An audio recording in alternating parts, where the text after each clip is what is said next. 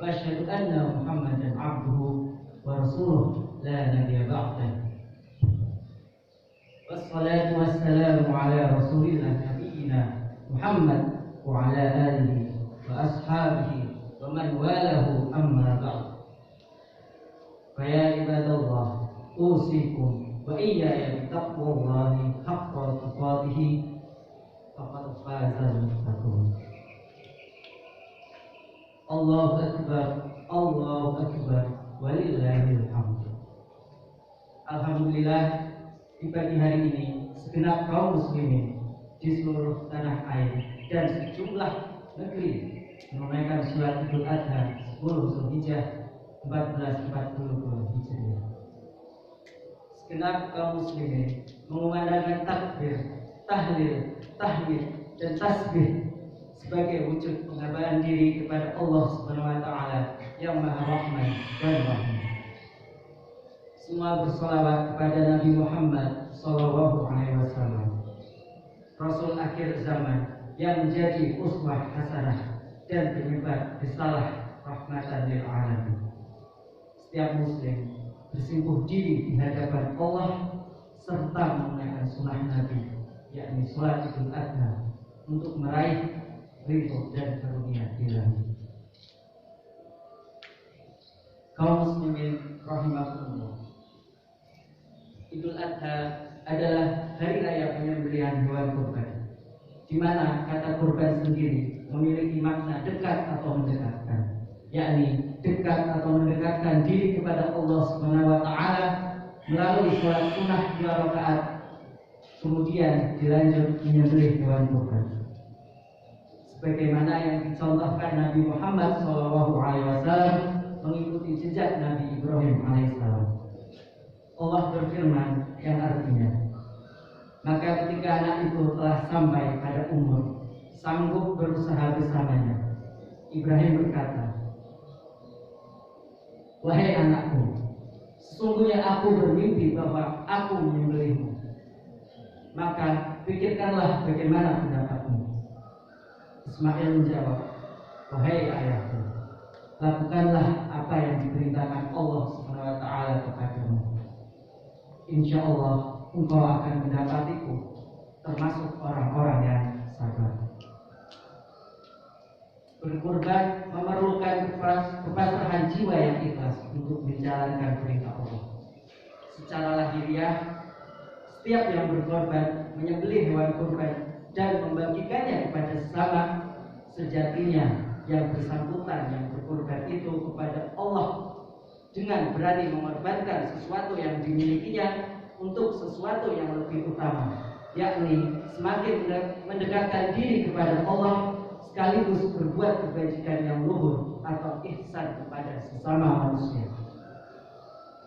Jika Ibrahim dan Ismail didukung Siti Hajar rela berkorban nyawa, meskipun kemudian diganti dengan hewan, maka jangan merasa berat untuk berkorban hanya seekor hewan, terutama bagi muslim yang berkemampuan. Dalam satu hadis Nabi SAW bersabda yang artinya, siapa yang mendapati dirinya dalam keadaan lapang, lalu ia tidak berkorban, maka janganlah ia mendekati tempat sholat kami. Hadis riwayat Ahmad dan Ibnu Majah. Kita malu kepada Nabi Ibrahim, Nabi Ismail, dan Siti Hajar yang rela mengorbankan jiwa demi menunaikan perintah Allah Subhanahu wa taala. Meski akhirnya korban jiwa itu digantikan seekor hewan, namun ketiganya teruji keimanannya. Bagi kita kaum muslim yang berkemampuan, apalah arti seekor hewan bila dibandingkan dengan jiwa? Maka mari tunaikan ibadah kurban hewan dengan penuh keikhlasan. Meski hidup di masa pandemi ini terasa berat, bagi yang berkemampuan jangan berat untuk tetap berkorban sebagai panggilan jiwa Islami yang pasrah dan berharap anugerah dari Allah Subhanahu wa taala. Keikhlasan dan kesabaran dalam berkorban melambangkan ketakwaan. Jangan merasa sudah bertakwa kalau masih berat berkorban dengan seekor hewan kurban. Allah berfirman dalam Al-Quran, A'udzubillahi minasyaitonir rajim. La yanalullaha luhumuha wala dima'uha walakin yanaluhu at-taqwa minkum. Daging-daging dan darahnya itu sekali-kali tidak dapat mencapai keridhaan Allah. Walakin yanaluhu at-taqwa minkum. Akan tetapi ketakwaan dari kamulah yang dapat mencapainya. Kadzalika sakhkharaha lakum. Demikian Allah telah menundukkannya untuk kamu, litukabbirullaha ala ma hadakum, supaya kamu mengagungkan Allah terhadap hidayahnya kepada kamu. Wa basyiril muhsinin, dan berilah kabar gembira kepada orang-orang yang berbuat baik. Quran surat Hajj ayat 37. Berkurban hewan kurban adalah wujud ketakwaan bagi seorang muslim. Muslim yang beridul adha dan berkurban dengan ikhlas berarti dirinya naik derajat menjadi al-muttaqun, yakni orang-orang yang bertakwa. Takwa adalah puncak suatu keutamaan dari setiap muslim dan mukmin dalam menjalankan perintah Allah, menjauhi segala bentuk larangannya, serta menunaikan segala kebajikan hidup yang harmonis antara hablum minallah dan hablum minannas. Bukankah setiap muslim ingin dimuliakan dan ditinggikan derajatnya di hadapan Allah? Maka orang bertakwa itulah yang derajatnya ditinggikan Allah sebagai insan yang mulia. Allahu Akbar walillahil hamd. Kaum muslim rahimakumullah, di era pandemi COVID-19 yang sangat berat saat ini, apabila jiwa berkorban, sangat tepat untuk dikembangkan dalam berbagai kebajikan.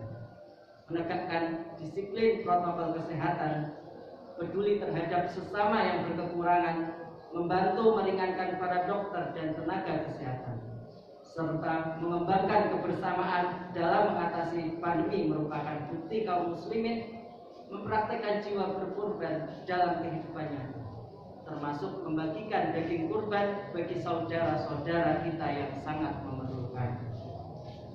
Esensi kurban di sini ialah menebar kebaikan yang tulus dan bermakna.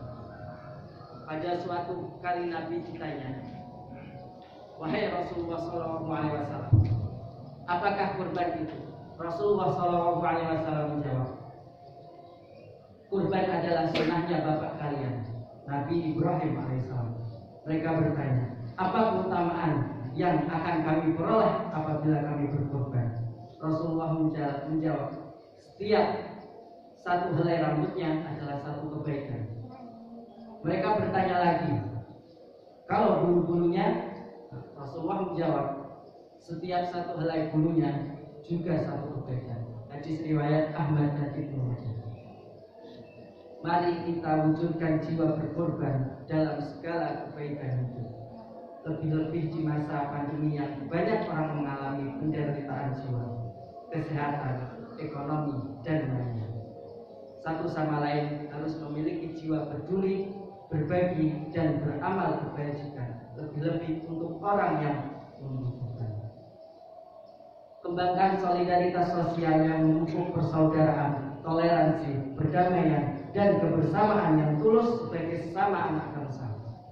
Wujudkan secara luas kebiasaan gemar menolong, berbagi rezeki, melapangkan jalan orang yang kesulitan, mengentaskan mereka yang lemah, membela orang yang terzalimi, suka meminta dan memberi maaf, mengedepankan kepentingan orang banyak, dan berbagai kebaikan sosial yang utama. Semua kebaikan itu tercermin dari ihsan yang diajarkan Allah sebagaimana firman-Nya, "Innallaha ya'muru bil 'adli wal ihsani wa ita'i dzil qurba wa yanha 'anil fahsya'i wal munkar wal baghi ya'idukum la'allakum tadhakkarun." Yang artinya, sesungguhnya Allah menyuruh kamu berlaku adil, berbuat kebajikan, dan memberi bantuan kepada kerabat, dan Dia melarang melakukan perbuatan keji, kemungkaran, dan permusuhan. Dia memberi pengajaran kepadamu agar kamu dapat mengambil pelajaran. Quran surat An-Nahl ayat 90. Setiap muslim harus memberi kebaikan bagi sesama dan lingkungan secara melintasi tanpa diskriminasi. Bangun kebersamaan dengan sesama secara ikhlas dan bermanfaat sebagai wujud berkorban bagi kepentingan sesama. Setiap muslim sebaiknya menghindarkan diri dari segala bentuk egoisme seperti bertindak semaunya sendiri, tidak mengikuti protokol kesehatan karena merasa diri aman, dan berbuat yang merugikan pihak lain. Jauhi sikap berlebihan dan tamak yang membuat kerusakan di muka bumi. Pasca Idul Adha, semoga setiap muslim perlu menyebarluaskan dan mempraktekkan ta'awun dan ukhuwah atas solidaritas sosial sebagai budaya dan praksis sosial untuk membela kaum lemah, menyadarkan kaum kaya agar mau berbagi, dan menebar serta kebajikan dengan melalui harmonisasi sosial yang memupuk benih-benih toleransi, welas asih, damai, dan saling memajukan yang membawa pada kebajikan hidup yang luhur dan utama. Allahu Akbar, walillahil hamd. Kaum muslimin rahimakumullah, di akhir khutbah ini marilah kita bermunajat kepada Allah agar pasca Idul Adha kita kaum muslimin makin menjadi insan yang saleh, yang mau berkorban dalam menunaikan kebajikan dan ketakwaan. Seraya dengan itu, selaku kaum beriman harus berani menjauhi hal-hal yang buruk dan mungkar agar kehidupan dilimpahi keberkahan oleh Allah Subhanahu wa taala. Hidup di dunia ini sejatinya fana yang harus diisi dengan iman, ilmu, dan amal soleh yang membawa keselamatan di akhirat. Jalani kehidupan dengan ikhlas dan ihsan yang semakin kokoh, yang melahirkan hablum minallah dan hablum minanas yang semakin baik. Jadikan kehidupan ini penuh arti dengan merasa. Jadikan kehidupan ini penuh arti dengan fondasi iman, Islam, dan takwa untuk menggapai kebahagiaan di dunia dan akhirat, dengan merasa atau meraih surga jannatul ma'wa dalam tempuhan ridho dan karunia Allah yang Maha Rahman. Amin ya rabbal alamin. Rabbana la tu'akhidna in nasina aw akhtana. Rabbana wa la tahmil 'alaina isran kama hamaltahu 'ala alladziina min qablina.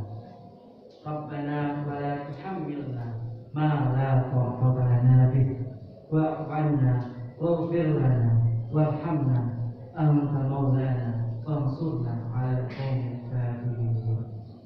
Wassalam.